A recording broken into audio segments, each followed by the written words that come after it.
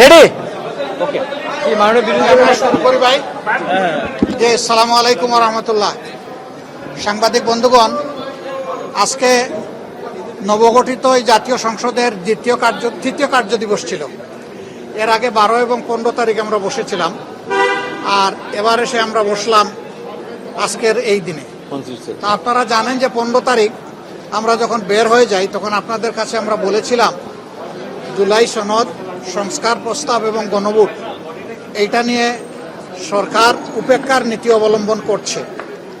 আমরা 70% মানুষের গণভোটকে আমরা অস্বীকার করতে পারি না, অগ্রাহ্য করতে পারি না। নির্বাচনের আগে জনগণের কাছে আমরা কথা দিয়েছি, জনগণকে আহ্বান জানিয়েছি, জনগণ সাড়া দিয়েছে। আমরা সেই দিন পয়েন্ট অফ অর্ডারের বিষয়টা উত্থাপন করলে মাননীয় স্পিকার বলেছিলেন যথারীতি নোটিশ সার্ভ করার জন্য। আজকে আমরা সেইভাবেই নোটিশ দিয়েছিলাম এবং নোটিশের উপরে আলোচনা শুরু হয়, নোটিশ পড়ে শোনানো হয়। তারপরে অনেক বাধা এসেছে, আপনারা হয়তো দেখেছেন, স্বাভাবিকভাবে না দেখার কথা না, দফায় দফায় বাধা এসেছে। সকল বাধা উপেক্ষা করে শেষ পর্যন্ত স্পিকার মহোদয় রুলিং দিয়েছেন যে এটা আগামী 31 তারিখ 2 ঘন্টা এটার উপরে আলোচনা হবে। এরপরে আলোচনায় কি হয় আমরা দেখব ইনশাল্লাহ। তবে আমরা আশা করব যে এখানে সরকারি দল তারা আমাদেরকে সহযোগিতা করবেন। আমরা সকলেই অঙ্গীকারবদ্ধ ছিলাম যে অর্ডারে জাতীয় সংসদের নির্বাচন হয়েছে সেই একই অর্ডারে গণভোটও অনুষ্ঠিত হয়েছে।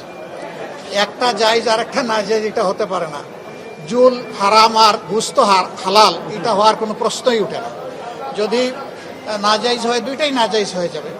এই সংসদ স্বাভাবিকভাবে গঠিত হয়নি, একটা বিশেষ প্রেক্ষাপটে অনেক ত্যাগ এবং কুরবানি, অনেক রক্তের উপর এই সংসদ গঠিত হয়েছে। তো আমরা এখন অপেক্ষায় আছি, 31 তারিখ আলোচনা হবে, আলোচনায় আমরা অংশগ্রহণ করব।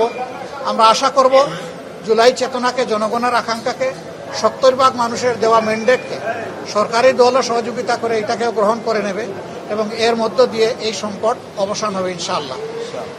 মাননীয় বিরোধী নেতা, এর আগে স্পিকার আপনাদেরকে বলেছিলেন নোটিশ দেওয়ার জন্য, আজকে আপনারা নোটিশ দিলেন, কিন্তু আমরা দেখছিলাম স্বরাষ্ট্রমন্ত্রী সহ সরকার দলের কিছু এমপি আপনাদেরকে বাধা দিচ্ছিল বিষয়টা নিয়ে। এটা হওয়ার কারণ কি? কারণ আপনারা তো নোটিশ দিলেন। আসলে সমস্যা হয়েছে কি, এই সমস্ত বিষয়ে ব্যাখ্যা দিবেন আইনমন্ত্রী, না হয় দিবেন প্রধানমন্ত্রী। আমরা তো এই বিষয়টা প্রধানমন্ত্রীর কাছেই চাই। তো স্বরাষ্ট্রমন্ত্রী সাহেব প্রথম দিন থেকেই সব বিষয়ে তিনি নিজে একটা বক্তব্য রাখেন। এমনকি দুঃখজনক হলেও সত্য যে স্পিকারের রুলিং দেওয়ার পরেও তিনি কথা বলতে চান। তো এটা আসলে অনাকাঙ্ক্ষিত। আমরা তার মতো একজন জ্যেষ্ঠ অভিজ্ঞ পার্লামেন্টারিয়ানের কাছ থেকে এটা আমরা আশা করি। Thank you.